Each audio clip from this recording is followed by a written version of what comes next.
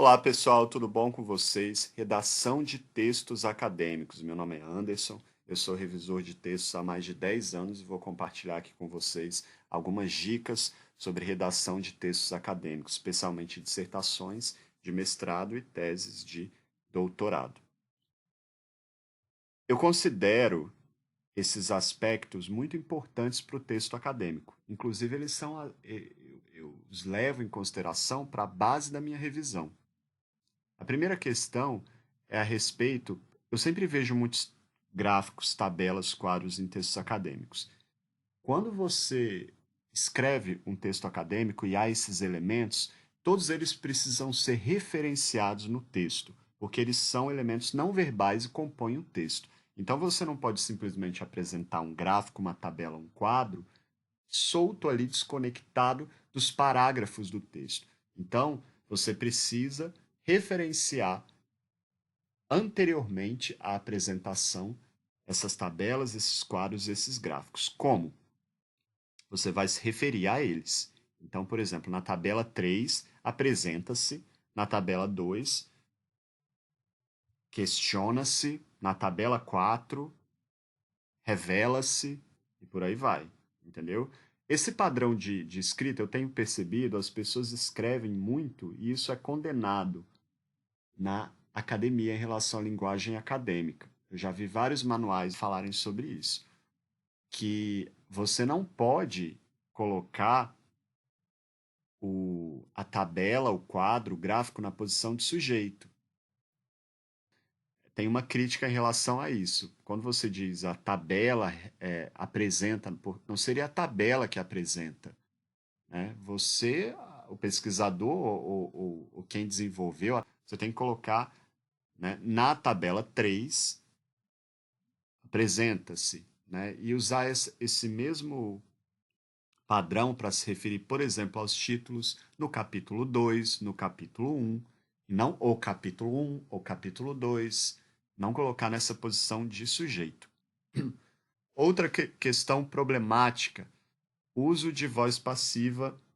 Tome cuidado em relação a esses usos, porque eles podem deixar as orações muito complexas e longas. Não há um problema em haver períodos longos em um texto. Você pode escrever períodos longos, mas eles precisam ser bem escritos. Se a gente considerar como característica do texto acadêmico a evitar excessos, né? Buscar evitar, por exemplo, linguagem metafórica, buscar um pouco mais, vamos dizer assim, a objetividade, né?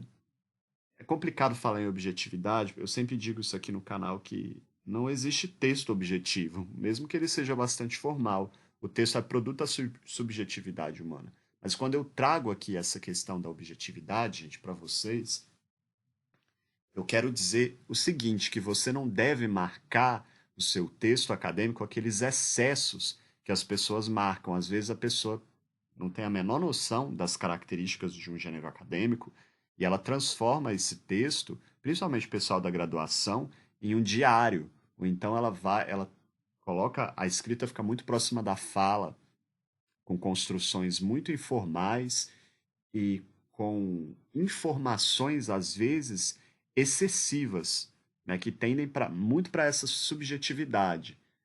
A gente tem que aprender, em relação ao texto acadêmico, em relação ao pensamento científico, a podar essas coisas. Isso está muito relacionado com o pensamento científico, por exemplo. É claro que em áreas de humanas tem aquela questão da subjetividade, né, da importância das vozes sociais, da sua própria voz como pesquisador. Eu não quero desconsiderar isso em relação ao que eu estou falando. Eu quero dizer, principalmente em relação à escrita, né, que a gente, como revisor de texto aqui, que a gente pode evitar esses excessos. Inclusive, um dos princípios que eu levo para a revisão é cortar termos desnecessários ou períodos repetidos. Então, e você pode fazer isso desde o uso de artigos indefinidos. Às vezes eu pego os textos, eu recebo os textos para revisão, com excesso de uso de um e uma, o texto fica cheio de uma. E esses artigos, eles podem simplesmente ser retirados do texto sem perda de sentido. O artigo, gente, ele acompanha o substantivo. Ele não é, ele é um termo ali que pode ser suprimido. Não vai perder o sentido se você tirar um artigo, por exemplo, indefinido, né? É claro que você precisa analisar o contexto da oração para poder ver, não dá para poder também dizer essas máximas absolutas, não é isso que eu quero dizer aqui. Mas, de maneira geral, os artigos eles podem ser suprimidos, sim. Principalmente artigos indefinidos. Uma outra questão aqui é: tenha muito cuidado com orações no gerúndio que as que vocês podem utilizar, que é comum, eu já vi muito essas construções, para emendar o pensamento anterior sem uso de ponto final. Então a pessoa ela anuncia alguma coisa em relação à pesquisa dela, ao objeto de estudo, e depois ela quer colocar uma informação adicional. Por exemplo, o estudo de tananã compõe uma série de blá blá blá blá blá.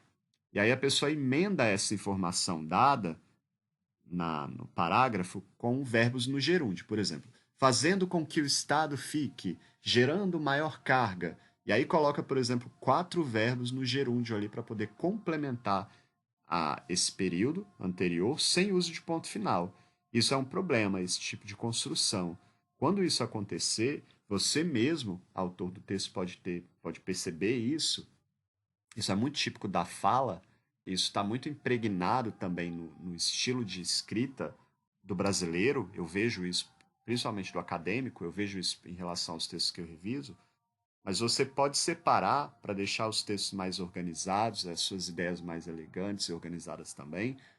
Você pode separar suas ideias por meio de ponto final. Então, evite esses usos de gerúndio. Evite também iniciar uma oração com gerúndio. Não significa que está errado se você usar. Você pode fazer uma boa construção iniciando a oração com gerúndio, sim.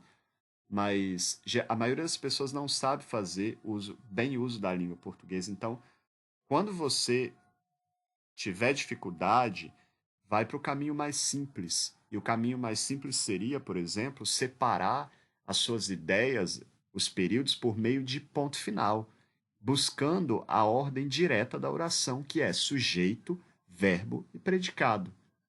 Tenta apontar o sujeito, por exemplo, o pesquisador X planejou, o pesquisador é sujeito, planejou o verbo e o que vier depois é o objeto. Então busca essas estruturas mais simples, né, para você escrever o seu texto acadêmico. Uma outra questão aqui que eu percebo também, né, para finalizar as minhas dicas, uso de marcação de letra maiúscula em títulos. Essas marcações, elas são desnecessárias em textos acadêmicos. E depois de 2 pontos também eu sugiro o uso de letra minúscula. Não faz sentido nem numa enumeração, sempre falo isso aqui no canal, você colocar a letra maiúscula depois de 2 pontos. Essas são as minhas dicas para você que está escrevendo a dissertação, a tese. Se você não estiver muito seguro do seu texto, envie o texto para um revisor, uma pessoa especializada que trabalha especificamente com textos acadêmicos como eu. Vou deixar aqui os meus contatos e eu estou à disposição. Vai ser um prazer atendê-lo. Tchau, tchau.